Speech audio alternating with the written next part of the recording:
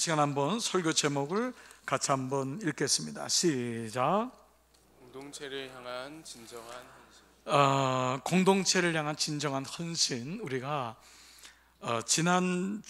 지난주에 금요일 날이 우리가 그 느헤미야 10장을 마지막까지 이제 말씀을 나누었죠. 여러분, 그것이 이제 뭐였죠? 세 가지 언약을 했죠, 그렇죠? 봉인을 했잖아요. 그 세 가지 언약은 그동안 잃어버렸던 것에 대해서 결의를 하고 백성들이 이제 한 마음이 되어서 우리 후손들에게 부끄럽지 않은 믿음의 대를 이어가자. 그래서 그 첫 번째가 우리 자녀들을 이방인과 통혼시키지 말자. 이 부분 우리 연약함이니까 우리도 이어놓고 기도하자. 그래서 포기하지 말자. 끝까지 기도하자. 여러분, 꼭 이 문제 가지고 우리 적용했고요. 두 번째, 이스라엘 백성들이 오죽했으면 안식일과 안식년도 잃어버리는, 그러니까 인간의 질서, 탐욕으로 인해서 그냥 일하는 것에 빠지니까 땅도 황폐화되고 결국 백성들도 하나님을 잃어버리는 인간의 탐욕에 대한 부분. 그래서 안식일과 안식년을 회복하자. 그 두 번째였고, 세 번째는 우리가 성전을 방치하지 않겠다. 우리가 우리의 성전을 버려두지 않겠다. 그래서 거기서 이제 이들이 그 민수기 때 처음 나왔던 속전세 기억하시죠? 이스라엘 백성들을 애굽에서 구원한 것을 감사해서 20세 이상의 호주들은 일정량의 헌금을 통해서 이스라엘 백성들의 성막에서 예배가 계속 진행되도록 했던 그 오늘날의 성전세는 없어질지라도 그 당시 느헤미야는 백성들과 함께 성전세를 통해서 성전을 회복하자. 그리고 잃어버린 11조들 첫 열매, 여기에 대한 영적인 부분들을 회복시키자. 그래서 레위 지파와 제사장들이 올바르게, 교회가 그들에게 기업이 없는 그 사람들을 교회가 나라적으로 제사장들이 레위 지파에게 분파해서 개인적으로 제사장들이 개인의 소유가 되지 않도록, 그래서 온 나라와 레위 지파와 제사장들이 바로 설 수 있는 이제 이러한 영적인 기준으로 생긴 거예요. 자, 그런데 오늘 11장의 문제는 뭐냐면 이제 문제가 생긴 거예요. 자, 예루살렘 성벽이 이렇게 세워지면서 하드웨어가 이제 완성됐잖아요. 자, 영적으로 우리가 다시 회복하자. 소프트웨어가 또 이제 완성이 된 거예요. 자, 잃어버렸던 믿음 회복하자. 근데 문제는 뭐냐면 이제 그 예루살렘 안에 들어가서 살아야 되는 거예요. 그렇죠. 그래야지 예루살렘이 회복이 되잖아요. 그 예루살렘의 성벽만 쌓는다고 무슨 문제가 있겠어요? 예루살렘 안에 들어가서 도시가 형성되고 그 가운데 제사장과 레위 지파가 들어가고 지도자들이 들어가고 백성들이 살 만한 도시가 되어야 되는 거예요. 그런데 페르시아와 바벨론의 포로가 되면서 예루살렘은 그야말로 유령의 집이 된 거예요. 예루살렘이 도시였는데, 서울 시티였잖아요. 캐피탈 시티인데, 수도인데 예루살렘에 전략적으로 페르시아 사람들은 예루살렘에 모이게 한 거예요. 어디든지 그 캐피탈 시티, 그 수도가 중요하잖아요. 수도가 그 나라의 그래도 생명이잖아요. 그러니까 수도를 이 이방 나라 사람들은 수도를 변변치 못하게 만들고 수도의 사람들을 못 모이게 만들고, 근데 특별히 예루살렘에는 수도라고 하는 어떤 그런 나라의 중심적인 의미도 있지만 예루살렘 성전이 있단 말이에요. 그러니까 예배가 드리지 못하게 하는 이런 것을 이제 전략적으로 이 나라의 제국들은 이스라엘을 회복하지 못하게 하는 그런 이유를 뒀던 거예요. 근데 느헤미야는 보니까, 에스더는 보니까 예루살렘이 회복이 돼야 되는 거예요. 예루살렘에 사람들이 들어가서 거기에서 예배를 드리고 거기에 사람들이 모여야지 이제 나라가 회복될 수 있는 이제 이런 생각을 하는데, 이게 예루살렘에 사람들이 들어가지 않는 거예요. 왜냐하면 이미 폐허가 된 거예요. 예루살렘은 유령의 도시가 된 거예요. 그래서 이게 문제가 생긴 거예요. 그래서 이제 그 문제를 해결하기 위해서 한 것이 우리가 오늘 읽었던 느헤미야 11장 1절 2절이에요. 자, 이 말씀을 한번 표준 세번역으로 PPT 통해서 한번 읽어볼게요. 다 같이요. 시작. 백성의 지도자들은 예루살렘에 자리 잡았다. 나머지 백성은 주사위를 던져서 10분의 1은 거룩한 성 예루살렘에서 살게 하고 10분의 9는 저마다 자기의 성읍에서 살게 하였다. 스스로 예루살렘에서 살겠다고 자원하는 사람 모두에게는 백성이 복을 빌어 주었다. 자, 우리 좀 쉽게 풀이됐는데 여러분이 오늘 읽었던 여러분의 성경 개정 성경 보니까 백성의 지도자로는 예루살렘에 거주했고 그 남은 백성은 어떻게 해요? 제비 뽑아. 이 쉬운 말로 하면 주사위를 던져. 세 번역에는 제비 뽑아 10분의 1은 그 예루살렘 성에 거주하게 한 거예요. 아무도 안 들어가니까. 그 지도자들은 들어갔고, 첫 번째 지도자들이 들어가고 백성들이 들어가니까 안 들어가니까 10분의 1을 뽑은 거예요. 제비를 뽑아서 들어가야 돼요. 왜냐면 들어가야지 사니까. 아무리 성벽을 쌓고 아무리 영적으로 부흥해도 그 가운데 들어가지 않는다면, 여러분 성전 져놓고 아무리 우리가 영적으로 기도했지만 성전 안에 채워지지 않으면 무슨 의미가 있겠어요? 그렇죠? 똑같은 의미죠. 그렇게 했고, 그리고 자원하는 사람들이 있었어요. 놀랍게도 그 사람들은 백성들이 복을 빌어 주었다, 기도했다, 축복했다라고 하는 의미예요. 자, 먼저 우리가 제비를 뽑았다라고 하는 거예요. 구약시대와 신약시대를 통틀어 보면은 이 제비 뽑는 것은 하나님의 뜻을 분별하는 데 있어서 가장 중요한 수단이 되어 왔어요. 여러분 아시는 대로 여호수아가 이스라엘 땅을 그 지파들에게 분배할 때도 제비를 뽑았어요. 이 제비를 뽑는 과정은 나중에는 민수기에는 이제 또 제비는 이제 공개적인 공동체 안에서 있을 때 제비를 뽑았고요. 그리고 제사장에게는 민수기 27장 보면은 모세에게 하나님이 이 에봇을 만들 때 흉패 안에다가 집어넣게 한 게 뭐냐면 둠밈과 우밈이라고 하는, 그렇죠? 바로 이걸 말하는 우림과 둠밈이라고 하는 거. 여러분 들어보셨죠? 우림과 둠밈. 좀 어색한 단어가 좀 어려운 단어예요. 히브리 이거를 그대로 이렇게 발음하다 보니까 우림과 둠밈, 그렇죠? 이걸 만든 거. 이건 뭐냐면 여기 대해서 성경은 정확하게 얘기하고 있지만은 이제 히브리적인 이제 전통적으로 이거를 추론하고 이제 볼 때 그 역사학자들이나 성사학자들은 여기 대해서 이제 몇 가지 설이 있어요. 운민과 두밈을 두면은 하나님의 빛이 있었다고 해요. 어떤 것은 하나님의 빛을 주지 않으면은 그건 아니었다고 하고요. 어떤 것은 그것은 한쪽은 흑면이고 한쪽은 백면으로 돼 있어가지고 그 두 개가 같이 백이 나오면은 하나님의 뜻으로 간주했던 거예요. 사무엘상 27장과 30장 보면은 사울이 뭐라고 하냐면 하나님이 우림과 둠밈으로도 말씀하지 아니하시니, 이런 표현이 있어요. 즉 제사장들이 어떤 중요한 것을 결정해야 될 때 우림과 둠밈을 통해서도 결정을 했던 거예요. 그러니까 일종의 제비뽑기였죠. 그러니까 이제 이런 제비뽑기는 이스라엘 백성들 삶 속에 아주 오랫동안 전통적으로 왔던 방식이었어요. 사도행전에 보면은 가룟 유다를 대신해서 마띠아를 뽑게 되죠, 그렇죠? 그때도 역시 제비를 뽑죠.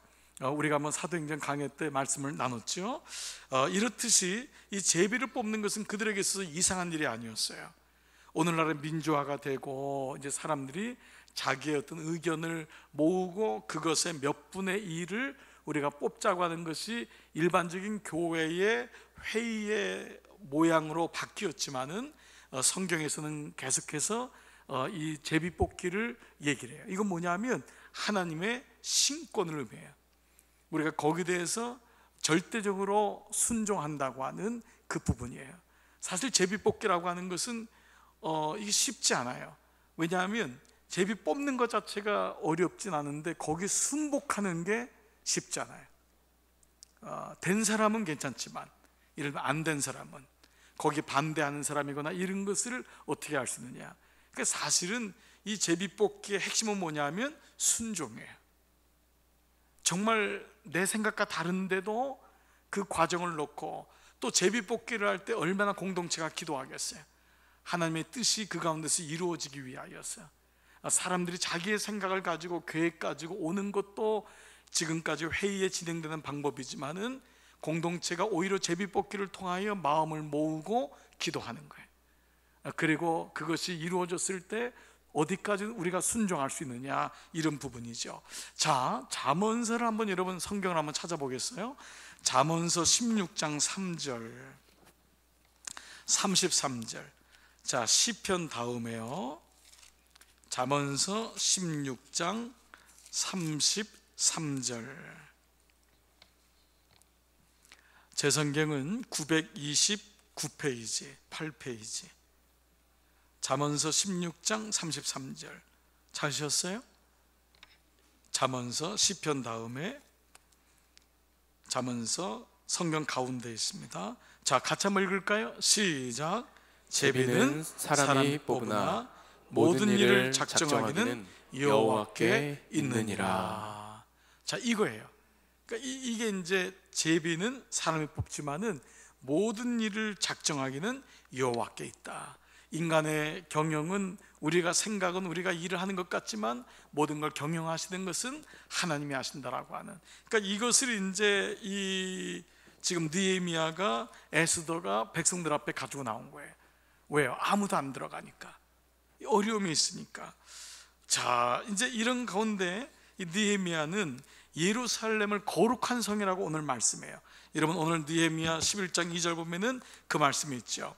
이 느헤미야의 이 거룩한 성, 자, 그 남은 백성은 제비 뽑아 10분의 1은 어떻게 해요?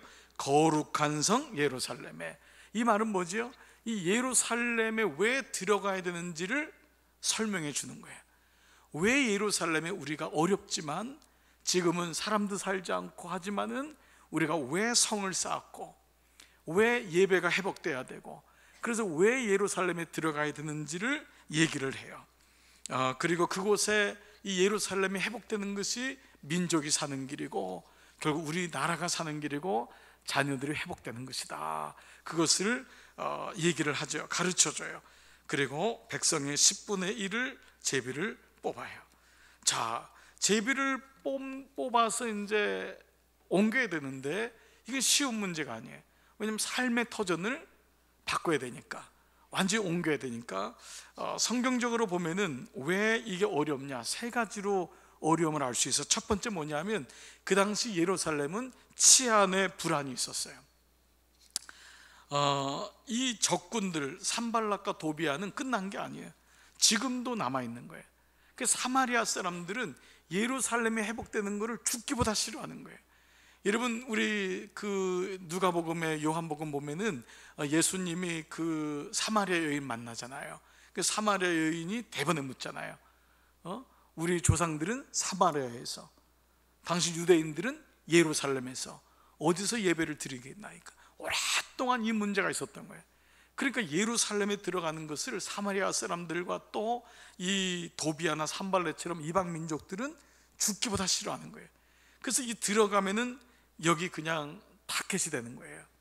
얼마나 어렵겠어요. 살 수가 없는 거죠.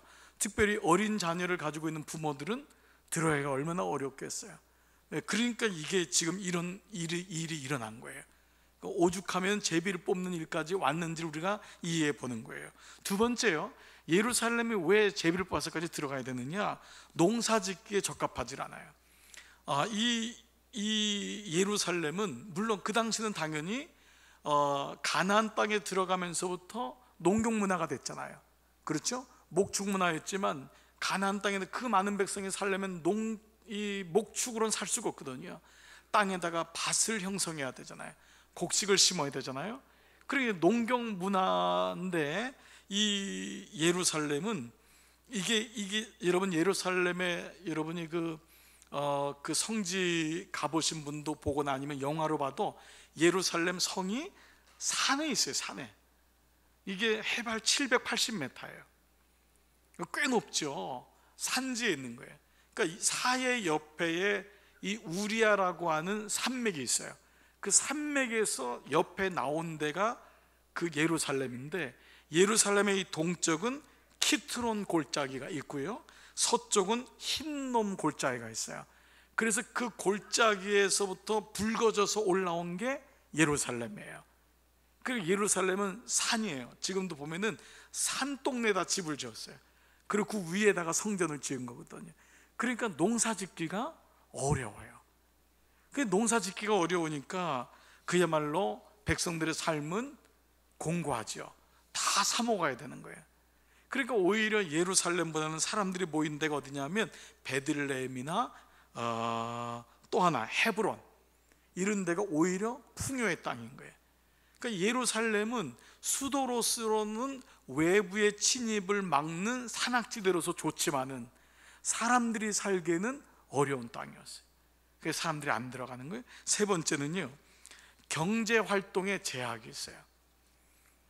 왜? 예루살렘은 사람들도 안 살죠. 농업이 안 되죠. 그다가 예루살렘 뭐예요? 그 당시만 해도 제사를 드리는, 예배 드리는 중심지이기 때문에 예배 드리는데 필요한 것만 활성화가 되지 기본적으로는 경제적인 상업이나 산업을 할 수가 없는 거예요. 그러니까 일반 백성들은 들어가 살기가 어려운 거죠. 자, 이렇듯이 여러 가지 열악한 조건이 있는 거예요. 그런데 예루살렘엔 들어가야 되는 거예요. 참 이게 좀 우리의 삶의 도전과 똑같은 거예요. 그 성이 두렵고 클지라도 그 성을 들어가야지만이, 여리고성을 함락해야지만이 가나안 땅이 열리는 것처럼 예루살렘은 굉장히 영적인 의미가 있거든요. 상황적으로는, 여건적으로는 예루살렘은 어려워요. 그렇지만 이 영적인 예루살렘을 회복하는 것, 오늘 이 땅을 보면은 정말 예수님 믿기는 어려운 시대예요. 세속적인 가치관, 그렇죠? 오늘 이 땅에 돌아가는 모든 일들, 분주함, 이런 이기적인 삶의 모습들은 어려워요. 그러나 그럼에도 불구하고 우리의 삶에 영적인 부분이 소중한 것처럼 이 예루살렘은 장소적인 의미를 떠나서 굉장히 영적인 하나님 나라를 비유하고 있다 할 수 있어요. 자, 그런데 놀라운 일은 이렇게도 들어갈 수 없는 여러 가지 여건이 있는데 이스라엘 백성들이 제비 뽑기 결과에 순복했다는 거예요. 10분의 1이 된 거예요. 비록 그들은 자기의 소원과는 달리 어느 누가 10분의 1에 해당되기를 원하겠어요. 근데 들어가야 되잖아요. 그런데 거기에 해당되는 사람이 뽑히는 거예요. 설마 나는 아니겠지라고 했는데 그 사람들이 들어가야지 예루살렘이 살아요. 들어가진 나라가 사는 거예요. 내 뜻과 내 생각하고는 다를지라도, 그리고 그런 결과가 나올지라도 이 10분의 1이 하나님의 뜻으로 여기고 따라 들어갔던 거예요.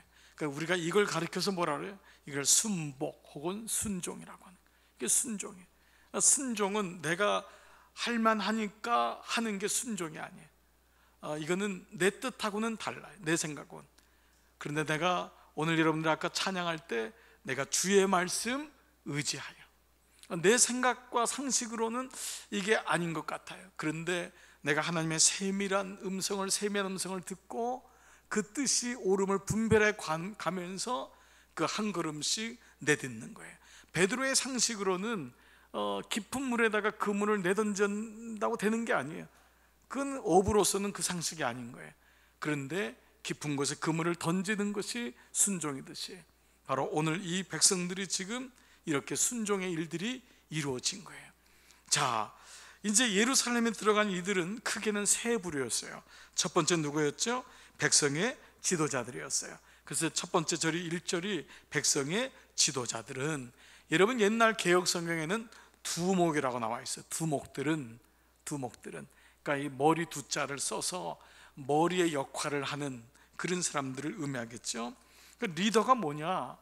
리더는 백성의 지도자들은 들어갔던 거예요. 내가 지도자라고 여기는 사람은 들어가는 거예요. 그 지도자에게는 사람들에게 앞에서 일도 하고 멋있게 보이기도 하고 드러나는 것 같지만 책임이라고 하는 엄중한 일이 있는 거예요. 그래서 교회에서도 중직이라고 하는 말이 무거울 중자를 쓰는 거예요. 그게 중요하기 때문에 중직이 아니라 그 짐이 무겁다. 어머니 아버지가 왜 어려워요? 짐이 무거운 거예요. 그 애들은 집을 나가도 부모는 집을 나갈 수가 없는 거예요. 그게 바로 이 부모의 마음이, 리더의 마음이죠. 그러니까 리더는 아무도 가지 않는 데를 가는 것이 리더고 끝까지 그 자리를 지키는 게 리더예요. 2001년 9월 11일 날에 뉴욕의 쌍둥이 빌딩과 국제 그 빌딩이 다 무너지면서 그 9.11 테러가 일어났죠. 참 가슴 아픈 일이 일어났고 이로 인해서 얼마나 어려움이 있었어요. 근데 그 당시에 놀라운 일 하나가 있었는데, 여러분이 알다시피 그때 죽었던 인원이 2,977명이었어요. 그런데 죽지 말아야 할 사람이 412명이 죽었어요. 빌딩 안에서 죽은 사람은 2,977명이에요. 근데 이 사람들은 나오지 못해서 죽었어요. 근데 일부러 들어가서 죽은 사람이 있어요. 소방대원들이었어요. 소방대원은 들어가서 죽은 거예요. 이게 무너질 줄 알았어요. 왜냐하면 이 소방대원의 한 리더십이 쓴 그 존 살카가 쓴 책이 뭐냐면은 바로 이 책이에요.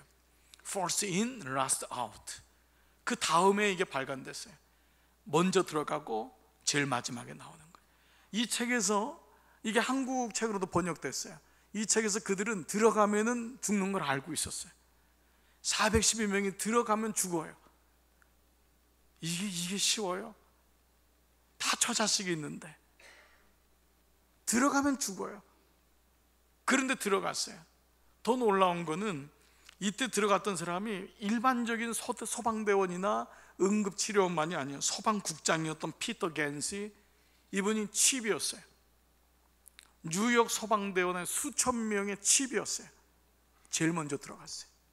그리고 또 대표적인 죽은 사람이 소방국 담당의 채플린이었던 마이클 조지 목사님, 이분도 같이 죽었어요. 그리고 그 밑에 있는 412명의 사람들이 죽은 거예요. 그래서 미국에서 아이들이 제일 존경하는 사람이 대통령이 아니에요. 의사도 아니에요. 변호사도 아니에요. 소방관이에요. 그리고 소방관들이 가는 곳마다 사람들이 너무 고마워요. 너무 고마워요. 이 사람들은 자기 목숨을 담보로 하고 들어가는 거예요. 그 희생이에요. 이게 리더다. 이게 마음이다. 그래서 소방대원의 마크가 있어요. 바로 이거예요. 이 어깨에다가 이게 붙이거든요. 이 모자에다 하거든요. 거기 바로 first in, last out. 바로 이거죠. 우리나라도 얼마나 귀중해요. 우리 경찰서에 계신 분들, 소방대원들 보면 너무 감사해요. 너무너무 감사한 거예요. 이런 부분들을 보면은 오늘 첫 번째 예루살렘에 들어간 사람들이 얘기도 안 했지만은 지도자들이 먼저 들어간 거예요. 외관적으로는 손해를 보는 것 같지만 하나님의 나라가 이루어지는 것에 대해서 비전을 갖는 거예요. 꿈을 꾸는 거예요.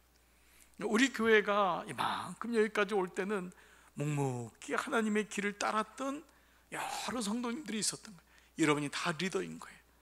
다 그러면서 우리 모두가 하나님의 백성들의 리더인 거예요.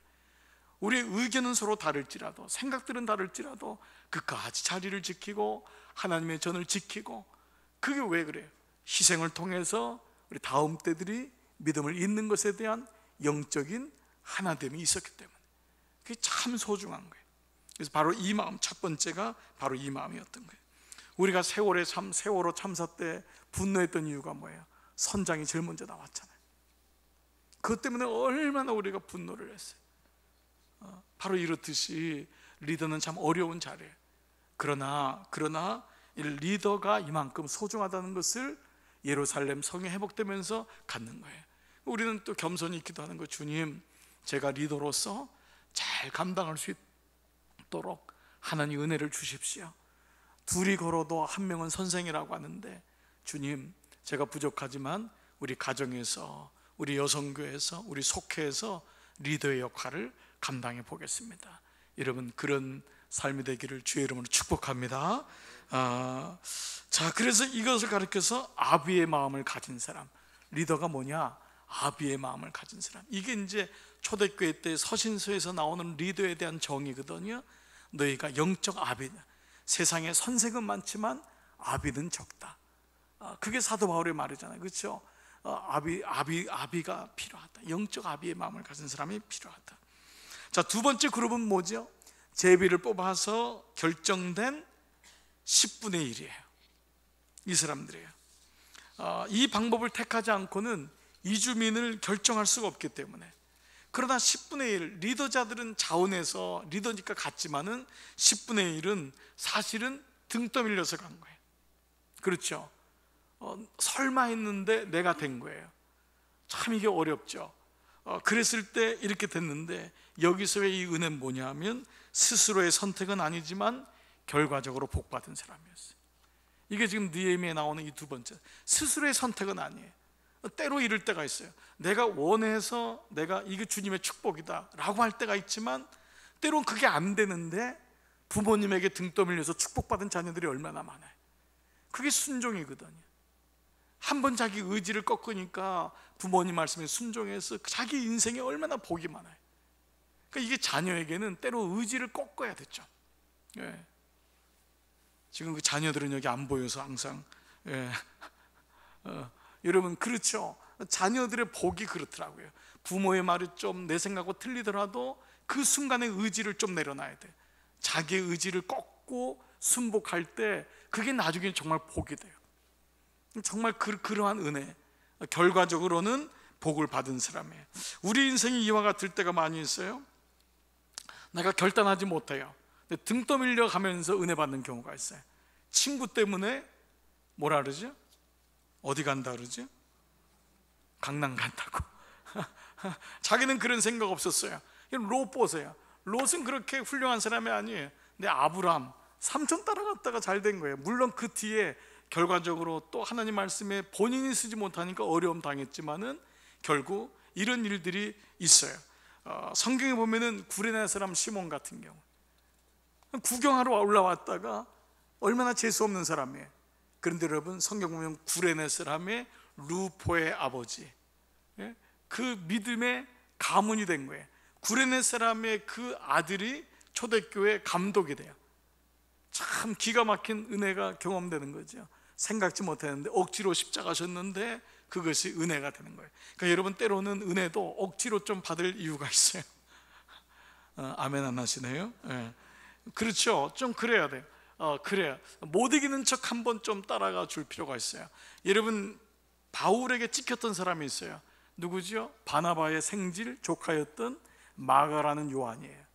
그렇죠. 이 사람은 바나바 때문에 사도 바울의 그 전도 대열에 들어간 거예요. 얼마나 영광스러운, 아무나 바울이 뽑나요? 그런데 그렇게 해서 뽑혔는데 결국은 바울한테 찍힌 거예요. 바울이 2차 전도 여행할 때 이 사람은 도저히 못 들어간다. 그래서 내버려 두고 갔어요. 그렇지만 이 사람이 결국 사복음서의 첫 번째 복음서인 마가복음을 쓰는 사람이 돼요. 삼촌 따라서 그냥 억지로 밀려서라도 들어갔지만 그 가운데서 자기의 연약함을 깨닫게 되고 나중에는 마가복음의 저자가 되니 하나님의 은혜가 놀라운 거예요. 제 선배 중에 정말 참 목회를 신실하게 하고 존경받는 분이 있어요. 그분 보면은 우리 다 그랬어요. 목사님은 할아버지 때부터 아마 목사님이나 장로님 가정 같다고, 너무 빤듯하고 너무 목회도 잘하시고 후배들한테도 존경받고. 근데 이분이 나중에 설교하는데 간증을 들으면서 우리가 다 웃었어요. 이분은 예수님 안 믿는 분이에요. 몰랐던 분이에요. 중학교 때 친구 따라서 간 게 뭐냐 하면 무슨 선교대회였대요. 친구 따라서 그 장충체육관이 동대문에 있는 데 있잖아요. 거기서 집회를 해가지고 따라가가지고 앉아있는데 예수도 잘 모르고 그냥 친구가 열심히니까 친구랑 같이 있는데 거기 선교사가 나와가지고 여러분 주의 종으로 헌신할 사람을 찾습니다. 선교사로 목회자로 여러분 헌신하십시오. 그때는 그런 게 콜링이 많았거든요. 중고등부 청년부 불러다가 이제 그 선교사님 막 그렇게 강력하게 도전한 거예요. 근데 이분이 눈을 떠서 보니까 주변에 나가질 않더래요. 자기 친구가 그렇게 믿음이 있는데 얘도 안 나가고 그리고 앞에도 안 나가더래요. 그래서 너무 미안해가지고 자기간이 일어났대요. 그래서 앞에 나가니까 또 이렇게 뭐 야구르트도 주고 뭐 이렇게 빵도 주고 와가지고 뭐 적기도 하고 뭐 메달도 주고 이래서 잘 나갔다 속으로. 그러고 났는데 나중에 자기가 목사가 되고 이 친구는 안 된 거예요. 그냥 자기 일반적인 삶을 사는 거예요. 그 돌아보니까 자기는 그냥 미안해가지고 얼떨결에 일어섰는데 하나님은 얼떨결에 일어선 그 아이를 부르신 거예요. 참 하나님의 은혜는 놀랍죠. 10분의 1은 원해서가 아니었지만 때로는 등 떠밀려 갔지만은 돌아보니 거기 하나님의 은혜가 있었던 것이에요. 순종이 이렇더라고요. 순종이 이래요. 하나님의 은혜로 내가 먼저 순종하면은 거기에 결과가 놀라운 은혜가 따르는 이 은혜가 있는 줄 믿습니다. 세 번째 그룹은 누구냐면 세 번째 그룹은 누구였죠? 2절에 예루살렘에 거주하기를 자원하는 자. 이게 놀라운 사람들이에요. 이 사람은 지도자도 아니에요. 그리고 제비뽑기로 결정된 사람도 아니에요. 그런데 상황을 보니까 내가 들어가야 될 것 같다. 이 사람이 들어간 거예요. 이 자원하는 사람이에요. 이 사람을 향해서 우리가 흔히 말한다면 그 아놀드 토인비가 얘기했던 소수의 창조자예요. 우리가 이런 말을 많이 쓰잖아. 소수의 창조자. 그 인류의 모든 문화는 그냥 되는 게 아니라 그 소수의 창조자, 그 작은 사람이지만은 그 사람에 의해서 일어나는 거예요. 얘들은 드러난 리더들도 아니었고 제비 뽑힌 사람도 아니었지만은 백성들 가운데 누룩 같은 사람, 산소 같은 사람, 생각지 않았는데 그 사람이 헌신한 거예요. 여러분 이런 경우 있잖아요. 생각지 않았는데 그 사람의 헌신으로 어떤 일이 진행될 때가 많아요. 저는 참 목회하면서 이런 경우를 참 많이 봤어요. 정말 생각지 않았어요. 근데 그분은 평신도였는데 그런 헌신을 통해서 감동을 주는 거예요. 아, 여기 하나님의 뜻이 있구나, 아, 이런 일이 이루어지는구나 라고 하는 것을 경험하게 되죠. 그래서 이 세 번째는 바로 이러한 의미를 가지고 있어요. 자, 우리는 이런 역사적으로 이제 세 가지 부류 분들이 예루살렘에 들어갔는데 여기서 몇 가지 중요한 영적 교훈을 좀 얻게 돼요. 자, 첫 번째는 뭐냐면 예루살렘은 하나님 나라의 상징이라 그랬잖아요. 그림자라 그랬잖아요. 그러니까 하나님 나라는 언제나 역사적으로 처음에는 항상 변방이었어요. 하나님 나라는 환영받지 못해요. 여러분이 믿음을 가지고 산다는 것은 사람들에게 환영받는 일이 아니에요. 내 안에 하나님 나라가 꿈꿔지고 세워진다는 것은 사실 이것은 쉽지 않은 길을 선택하는 거예요. 하나님이 기뻐하시는 예루살렘은 때로 세상 사람들에게는 멸시당하기도 해요. 그리고 왜 그렇게 유독 너 혼자 예수님을 그렇게 믿어야 되느냐고 하는 그러한 오해까지도 받아요. 그래서 예수님이 마태복음 7장 14절에서 이렇게 얘기했어요. 생명으로 인도하는 문은 좁다 그랬어요. 그러나 그래서 협착하고 찾는 이가 적다. 그러나 멸망의 길은 넓다고 했어요. 사실 예수님을 믿는다는 건 뭐냐 하면 진리를 찾는 거예요. 구도자인 거예요. 이 땅의 세속적인 삶 속에서 자기가 의가 되어 살아가는 세상 속에서 자기를 부인하고 자기 십자가를 지고 예수 그리스도의 삶을 쫓아간다는 것은 사실 좁은 길을 걷는 거예요. 이게 사실은 믿음이죠. 사람들은 예수님을 통해서 복 받는다고 하는 우리의 축복은 그들이 보는 그 축복하고는 다르잖아요. 우리는 예수님 안에서의 복이라고요. 예수님 때문에 받는 복이 아니라 예수님으로 인하여서 내 삶을 보게 되고 결국 예수님의 영광을 위해 살게 되는 근본적인 하늘의 복인데, 이게 이제 세상적인 복으로 착각하는 사람은 거기 머무를 때가 많이 있잖아요.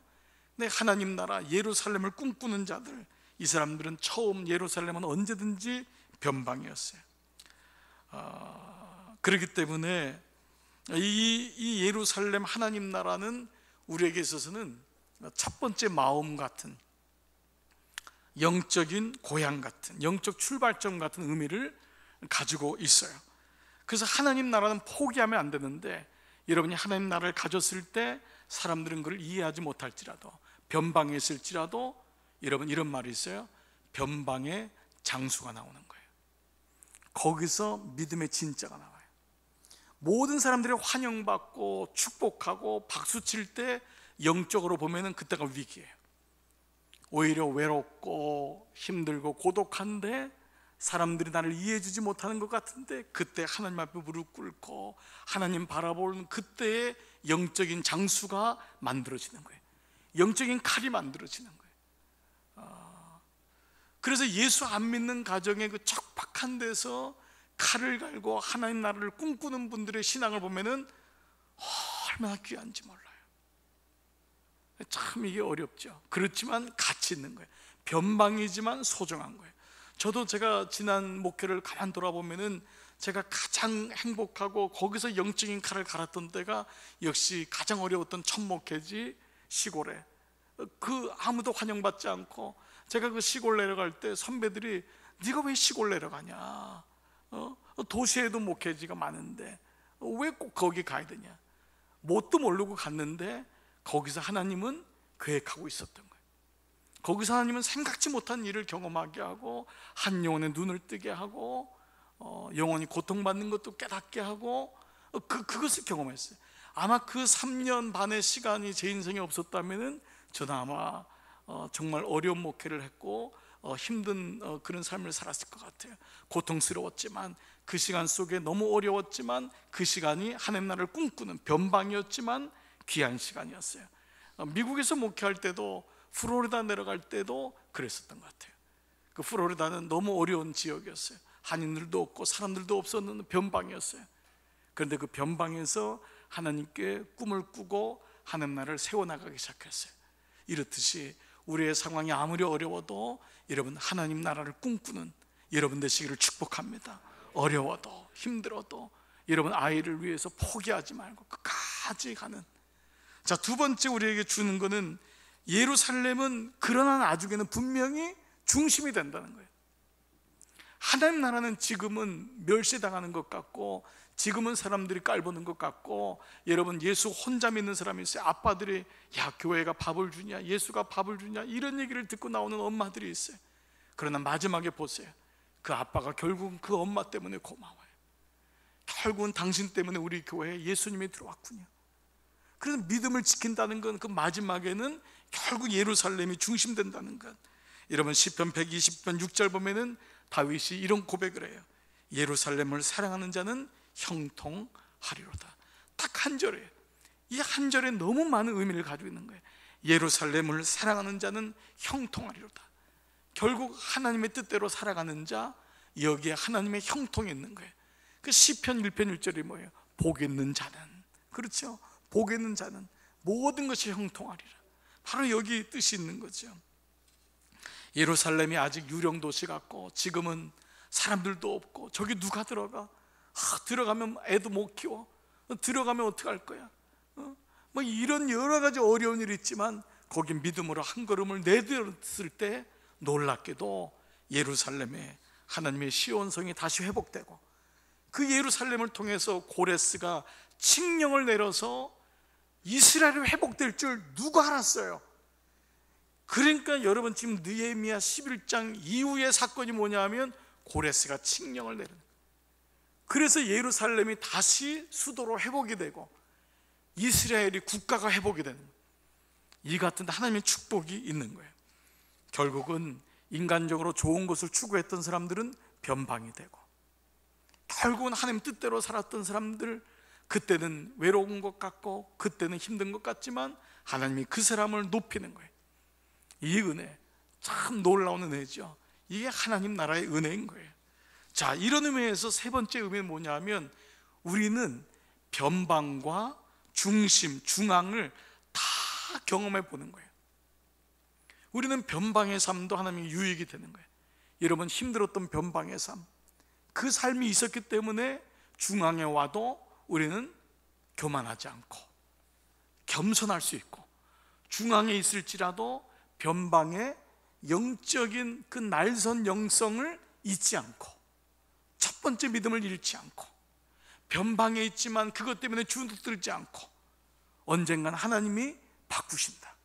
그러니까 변방과 중앙이라고 하는 두 가지 삶을 우리는 동시에 다 보는 것이 그리스도인이에요. 여러분 이 두 가지를 볼 때 전체를 보는 거예요. 전체를. 이 눈을 가진 사람이. 그래서 우리는 돌볼 줄 아는 믿음을 갖는 거예요. 약한 사람은 돌봐주고, 중앙에 있는 사람은 끝까지 배움을 가지고 스스로 양육하고, 어려운 사람에게는 양육받기가 어려워요. 어려운 사람은 돌봐줘야 돼요. 왜냐하면 믿음이 약하니까. 그 사람을 많이 돌봐주고, 또 내가 중심에 있다고 생각해서 이만큼 왔다고 생각한 사람은 여기서 멈추지 말고 스스로가 양육받고 스스로가 믿음의 성장이 있어야 돼요. 70이 넘으신 어르신들, 우리 여러분들을 봐도 성장을 목적으로 두는 분은 보면은 늘 활기차 있어요. 늘 삶의 기쁨이 있어요. 이게 참 달라요. 그러니까 나이가 중요한 것이 아니라 성장을 하느냐가 중요해요. 교회도 마찬가지죠. 나는 여러분들의 삶이 나이하고 관계없이 끊임없이 하나님 앞에 성장하는 그런 삶이 되기를 축복해요. 그리고 변방에 있더라도 절대 약해지지 마세요. 분명히 하나님 나라를 꿈꾸는 그런 비전이 있을 줄 믿습니다. 그리고 마지막 하나님은 이 하나님의 전을 예루살렘에 우리를 집어넣게 하는 이유가 뭐냐 하면은 하나님이 하시지만은 우리가 해야 할 몫이 있음을 말씀하고 있어요. 전체적으로는 하나님이 하세요. 그러나 그 가운데서 내가 해야 될 몫, 하나님이 예루살렘을 세우세요. 모든 건 하나님의 손에 있어요. 그러나 그 예루살렘 성에 순종해서 들어가고 성을 세우는 것을 우리에게 부탁하신 거예요. 하나님이 우리에게 양을 맡기신 거예요. 우리에게 가정을 맡기신 거예요. 우리에게 기업을 맡기신 거예요. 우리에게 자녀를 맡기신 거예요. 내가 너희 자녀를, 너희 가정을 붙잡아 주겠다. 그러나 내가 너에게 먼저 부탁한다. 내 양을 쳐라. 내 양을 돌봐라. 내 자녀를 돌봐라. 내 아내 사랑하기를 너 자신을 사랑한 것 잘해. 그래서 오늘 이 말씀은 뭐죠? 오늘 10장 39절의 마지막 말씀이, 오늘 PPT 한번 읽을게요. 시작. 우리가 우리 하나님의 전을 버려두지 아니하리라. 우리가 우리의 자녀를 버려두지 아니하리라. 우리의 내 맡긴 사명, 내 맡긴 우리 삶, 하나님 포기하지 않겠습니다. 이걸 가르쳐서 뭐라고 하냐면 헌신이라고 해요. 헌신. 헌신이 뭐예요? 몸이 들어가는 게 헌신이에요. 몸이 들어가는 거. 예루살렘 안에 몸이 들어가는 거. 헌신. 이걸 뭐예요? 바칠 헌 몸신.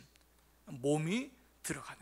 하나님이 그렇게 우리에게 말씀하는 거. 너희의 몸을 거룩한 산제사로 드려라.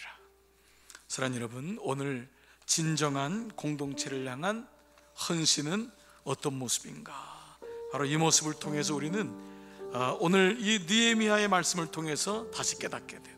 공동체를 향한 진정한 헌신의 모습이 오늘 우리가 다시 회복되고, 한동안 우리가 이 과정 속에서 이제 주일 예배도 그렇고요, 우리가 아마 모여서 하는 이제 제자 훈련도, 전도대도, 영적인 집회도 한동안 어려울 수 있잖아요. 이때 우리 교회가 지향해야 될 두 가지 모습이 서로를 돌봐주는 돌봄, 그리고 하나님 말씀을 묵상하는.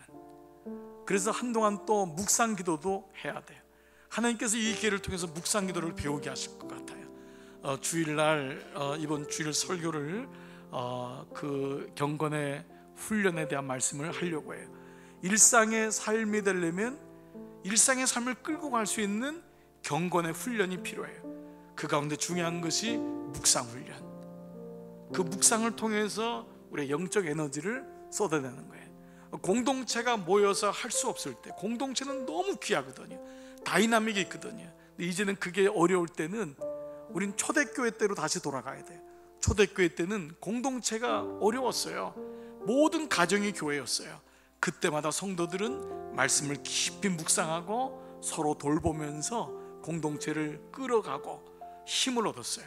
그래서 우리도 두 가지 이 단어인 묵상과 돌봄이 한동안 우리 교회에 필요한 부분이라고 생각합니다.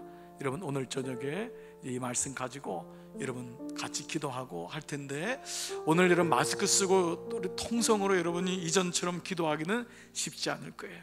우리 찬양 같이 한번 조용한 찬양 고백하면서 우리 이 시간은 하나님 앞에 좀 잠잠히 나가고 묵상하고 작은 소리로 좀 기도하면서 오늘 마무리하고, 여러분 오늘 돌아가셔서 편안한 안식 가지기를 주의 이름으로 축복합니다. 자, 우리 이 시간 이 찬양 같이 한번 따라서 할게요. 같이 한번 고백해 볼게요. 이 찬양 참 너무 좋은 찬양이에요. 이 묵상할 때에 얼마나 이 힘이 되는 찬양인지 몰라요. 주를 찬양하나이다. 같이 한번 찬양하겠습니다.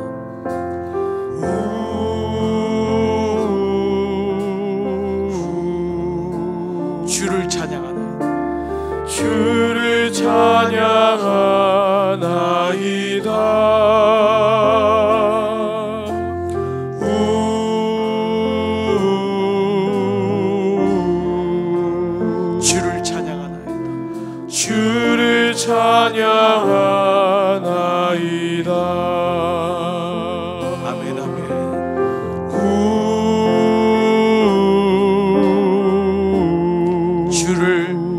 바라보나이다. 주를 바라보나이다.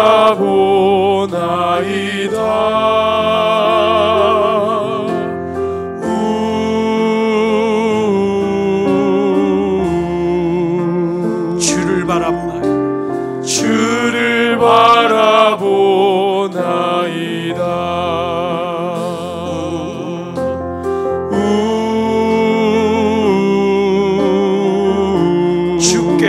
주께 기도하나이다. 주께 기도하나이다.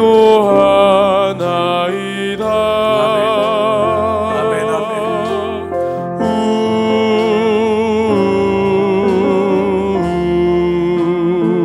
주께 기도하나이다.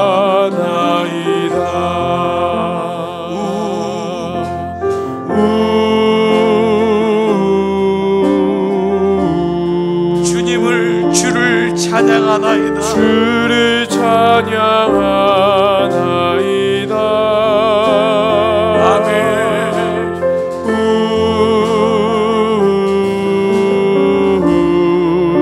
주를 찬양하나이다. 주를 찬양하나이다.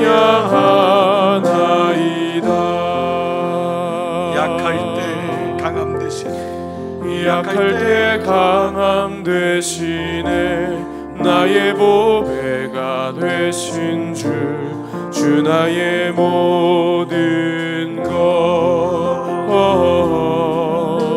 주 안에 있는 보물을 나는 포기할 수 없네. 주 나의 모든 것. 예수 어린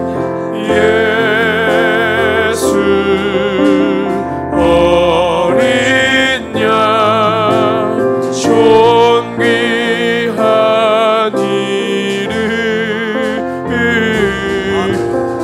예수 어린 양 존귀한 이름. 십자가 죄 사하셨네. 십자가 죄 사하셨네.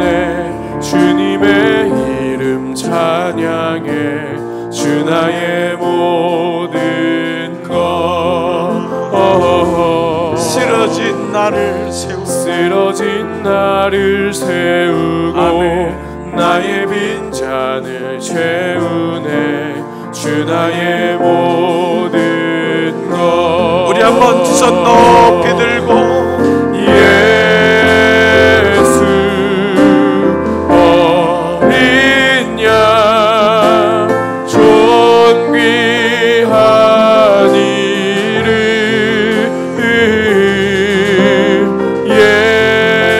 예수 어린 양 존귀한 이름 예수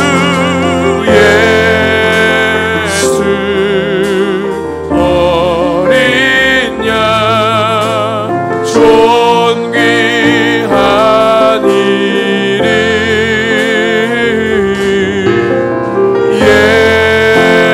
예수 어린 양 존귀한 이름. 여러분 이 시간 손 높이 든 채로 여러분 두 손에 예루살렘을 올려드리십시오.